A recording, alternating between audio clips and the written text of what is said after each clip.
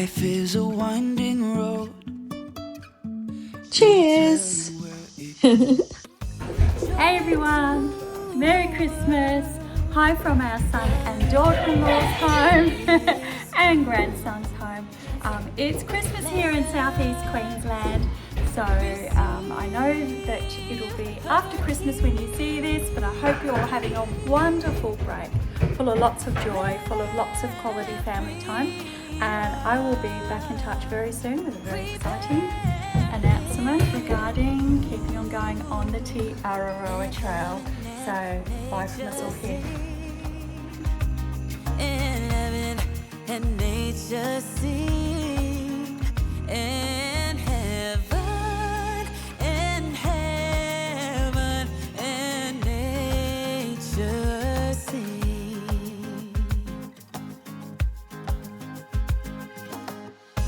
Joy to the earth, the Savior reigns. Here it comes! You ready? Bit further. That's very out, isn't it? Must be getting very close. You ready? Anticipation's killing me! You ready?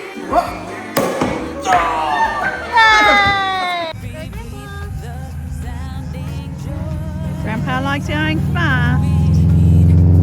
Daddy. Go, go, go!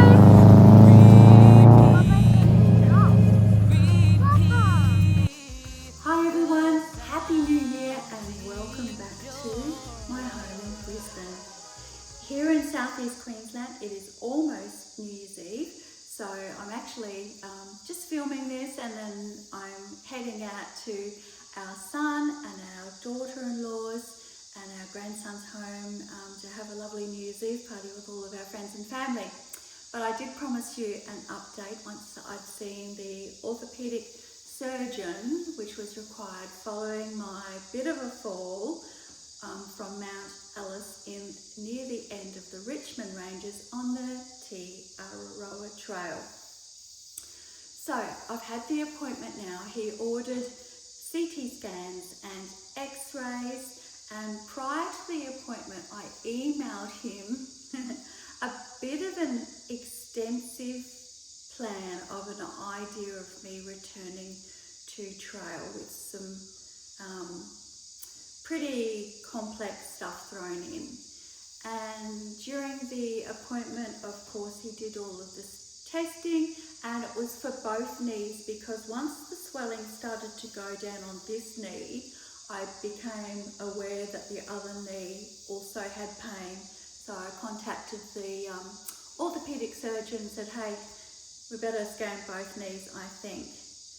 Now, you will have noticed that in the last video, I said to you, I'm really sure it's just a twisted knee. You know, I don't think I've done anything like a meniscus. Well, it turns out, unfortunately, I was dead wrong. The results have revealed that in my right knee, the one that I twisted when I fell on it, have a grade 2 injury to the medial meniscus, the interior one, and the left knee, surprisingly, has a grade 1 injury to the exterior side. So meniscus issues in both knees at the moment. So that's rather unfortunate. I didn't expect that, and it's really disappointing, but you know, that's what I have. So the immediate plan was that the neurosurgeon said to me, well, firstly, I need you in a compression stocking on that right knee. You don't need to have any surgery or anything. This is just purely just giving it time to heal in both knees, and then the appropriate physio. So compression stocking on, that was the first thing. Second thing was I would like you to use crutches until around Christmas Day, and limit weight bearing was the third thing, as much as possible. And you know, the normal elevate ice knees was the fourth thing. And then we started talking through my idea of returning to trail next week. And so I'd come up with a plan and I'd proposed to him, I said, what if I really got the weight down in my backpack to the safest but least amount? So that's the first thing. Did short sections like 3 days and 4 days sections on the Te Araroa Trail. Did an easy section first, just see how my knees go, and then do like a medium section and then maybe another easy section, so a few easier sections, and then basically call it a day for this hiking season in New Zealand on the Te Araroa Trail for this year. And I said to him, you know, I've got a friend, and I haven't shared with you before now, but very excitingly, I have one of my dearest friends, a great hiking friend who had already been organised to join me on the Te Araroa Trail and hike a section. So I wouldn't be hiking alone. So that's really exciting. And I just wanted to say that I've been absolutely blown away by all of your support. I was pretty nervous when I was editing and uploading the video where you see me go up in the chopper, because obviously that's something that I never ever wanted to happen, and I did everything possible to avoid happening. I just never thought it would happen to me because I am so slow and so careful, but it did. And so I was a bit nervous about that particular video, and everyone has been absolutely incredibly supportive so far, to the extent that I've had quite a few hiking friends and viewers who have offered to hike sections of the Te Araroa Trail with me next hiking season. So that's really exciting. And I think that would be good for next season on sections like Nelson's Lake sections, also Arthur's Pass. You know, in the South Island, there's a good 3 sections that are really hard. And so that has already been organised, so that's very exciting. The neurosurgeon also qualified my easy and a medium section for next week onwards in January, that absolutely no scree, so no terrain with any scree, which is a bit hard to find on the Te Araroa, and no crazy descents and no side slopes, no crazy side slope terrain. So that was a bit tricky. You know, the Te Araroa is not exactly a trail where you can find sections that meet that criteria, because next I was supposed to do Nelson Lakes section, and obviously I'll be doing that next season, and then Arthur's Pass section and Breast Hill. I was dying to do that, and I'm still really wanting to do the Motatapu. I'm not pronouncing that right. Motatapu? Anyway, that track near Glendew Bay, but that's very unlikely as well. So I had to come up with finding sections that met my orthopedic surgeon's criteria, because he said in the first section, for example, Jenny, you need to find terrain where you're on wide, well-formed pathways, maybe community trails, that sort of thing, fairly flat, linking to towns, that sort of terrain. So there are a couple of options on the Te Araroa to do that, 2 or 3 actually. So I have selected a 3-dayer that meets that criteria, and you'll be seeing that a little bit later once I get there and do that.